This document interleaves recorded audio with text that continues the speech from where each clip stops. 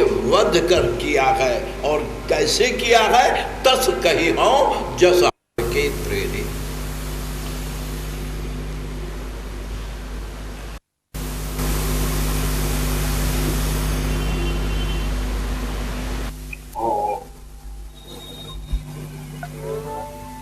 जैसा कि अभी आपने सुना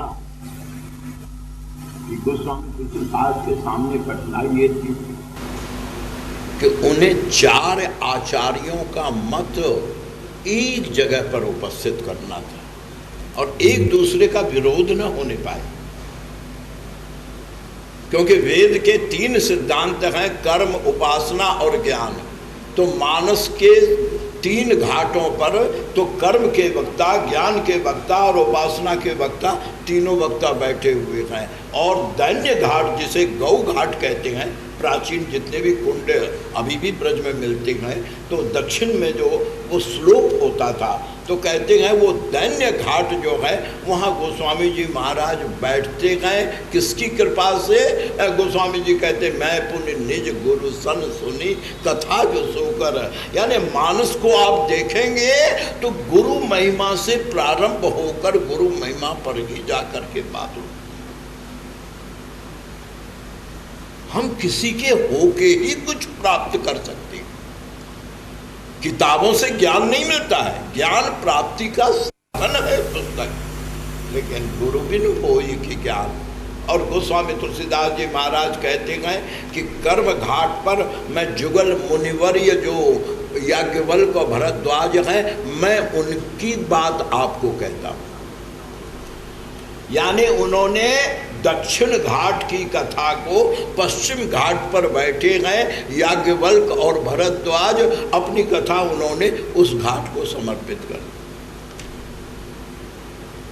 कि दोनों मुनियों का संवाद कहूँगा। अब दोनों मुनियों के संवाद में गोस्वामी जी महाराज कहते हैं कि जब याज्ञवल्क्य जी से भरद्वाज ने प्रश्न किया क्या कि राम कवन पूछो प्रभु तो ही, ये राम है कौन? तो याज्ञवल्क्य जी महाराज कहते हैं भरद्वाज एक बात ये बताइए, आप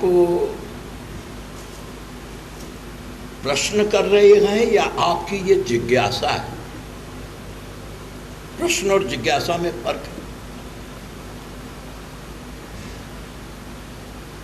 प्रश्न में मस्तिष्क का खेल होता है।